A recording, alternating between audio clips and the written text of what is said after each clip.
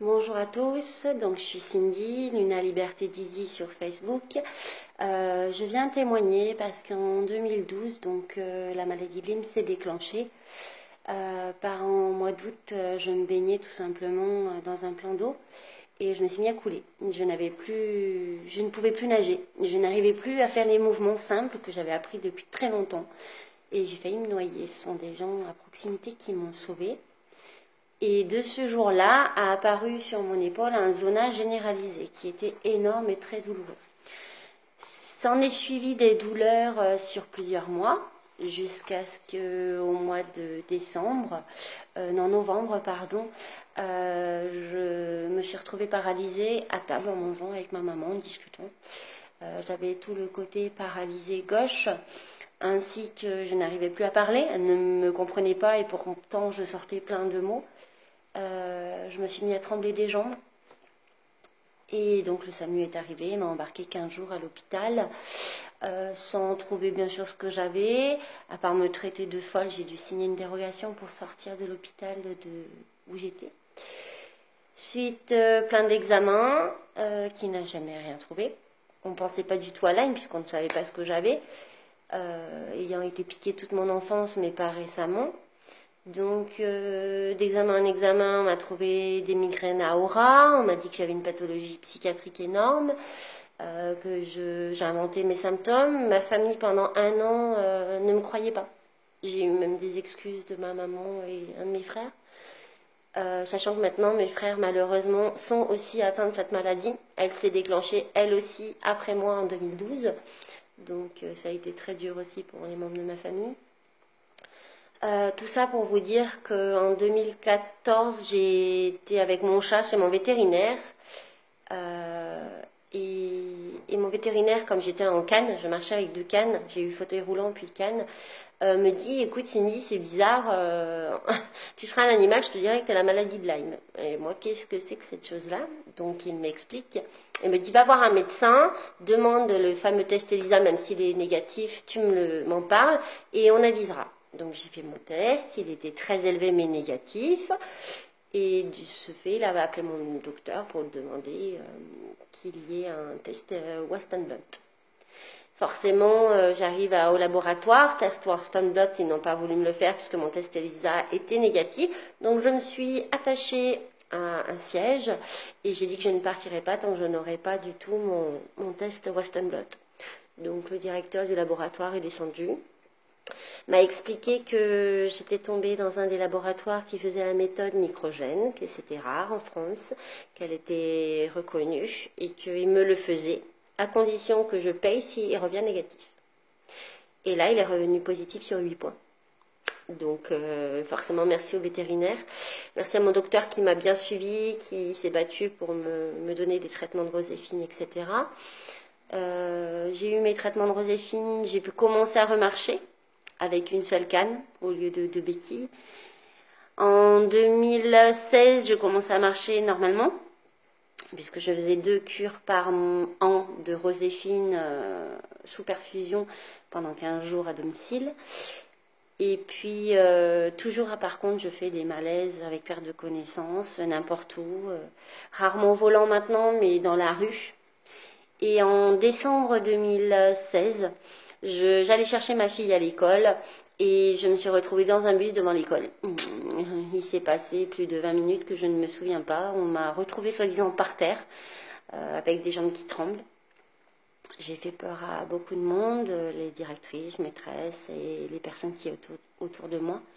Donc là, le docteur, le nouveau que j'ai, puisque j'ai changé de région entre-temps, fait partie d'une association de Lyme, bref.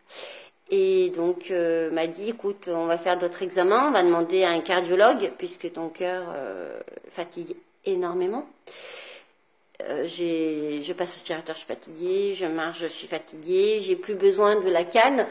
Bon, elle est toujours dans ma voiture, mais j'ai plus besoin de la canne, mais j'ai beaucoup de fatigue chronique, migraine, etc. Perte de connaissance, perte de mémoire, toujours. Et donc de là, j'ai vu un cardiologue qui m'a dit, écoutez, nous on n'a pas de protocole, je ne peux pas vous guérir. Par contre, on a de plus en plus de jeunes qui ont la maladie de Lyme. On n'a pas le droit de les soigner. Et donc, je sais qu'ils se font soigner en Allemagne. Par contre, moi, je vous suivrai parce que normalement, je devrais vous proposer une pile. Parce qu'effectivement, votre Holter est bon, mais je constate par des tests qu'il m'a fait qu'il y a actuellement des soucis respiratoires et cardio. Dès que je fais un effort, je tombe, j'ai les jambes qui tremblent. Il a pu le constater avec des exercices. Il a pris le temps de m'écouter, de me dire. Et donc là, je lui dis, j'ai rendez-vous avec un de vos confrères dans le même hôpital. Et là, quand j'ai cité le nom, il m'a dit, attention, il est très terre à terre, il ne croit que ce qu'il voit et il ne prend jamais de risque. Bon, j'y suis allée. Donc me voilà partie au mois d'avril chez ce fameux neurologue. Quand il a lu la lettre de mon docteur qui lui disait que j'avais des problèmes cardio et que neurologiques suite à ma chute, qu'il s'inquiétait, il fallait arrêter la roséphine et trouver un autre traitement et qu'il comptait sur lui pour un nouveau diagnostic et nous aider. Il n'a même pas lu mon dossier, il m'a dit, Madame Ferreira, avec tout ce qui se passe actuellement au niveau de, vous devez le savoir, la sécurité sociale et du ministère, je ne peux prendre le risque de vous soigner au vu d'avoir une amende ou d'être poursuivi. Donc la maladie fait grand débat et je ne peux vous aider. Donc je lui ai gentiment demandé, est-ce que vous pourriez prendre le temps, s'il vous plaît, de regarder mon dossier entre la MDPH, la Sécu, les diagnostics de FOL, les diagnostics de maladie de Lyme, avec les tests qui prouvent, les antibiotiques paroséphine qui marchent, mais dont je ne peux plus prendre, qui sont beaucoup moins efficaces. Est-ce que vous pourriez m'aider? Donc il feuillete mon dossier pendant 3 minutes. Et il me dit, écoutez Madame Ferreira, comme je vous l'ai dit, je ne peux pas prendre le risque d'avoir des soucis juridiques.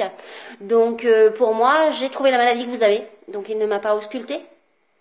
Il ne m'a pas fait de test cardio ou neurologique avec le test de... Enfin, tous les tests comme le cardiologue qui a pris le temps de faire les tests et des examens courts, bref. Il me dit, Madame, je vais vous sortir sur Wikipédia le nom de votre maladie qui correspond et qui est reconnue aux États-Unis et qui est reconnue en France, pas comme la maladie de Lyme qui n'est pas reconnue en France, donc je pense plus à cela. Donc il est neurologue, hein, attention.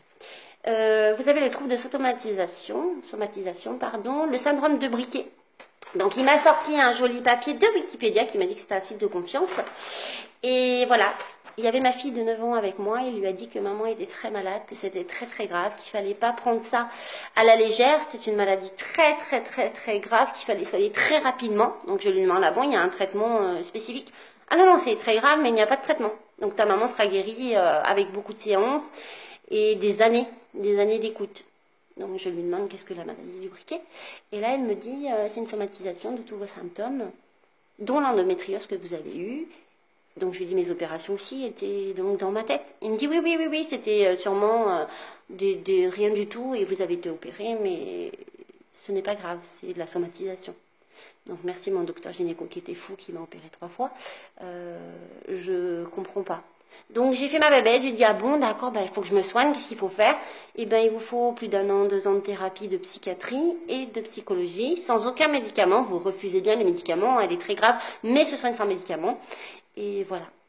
Donc mon témoignage c'était pour vous dire que encore un neurologue qui par la justice a peur d'être condamné en amende, d'être condamné pour fermer son cabinet ou pour ne plus pratiquer. Et donc, il m'a trouvé une nouvelle maladie qu'il a sortie sur Wikipédia et il ne m'a pas ausculté. Donc, que dois-je faire, Marisol Touraine? Je dois crever et me laisser mourir? Ou comme dit le cardiologue, me soigner en Allemagne? Mes 21 000 € pour 3 semaines, je n'ai pas les sous. Donc, que dois-je penser de la France? Que dois-je penser de nous malades qui sommes reconnus par des examens, des tests, sauf le ELISA bien évidemment? On est quoi? On n'est rien. Donc à tous ceux qui sont atteints comme moi d'une pathologie rare dans la maladie de Lyme, je vous souhaite plein de courage et battez-vous parce que moi je peux vous garantir que mon combat sera long et je ne vais pas m'en arrêter là. Bisous à tous.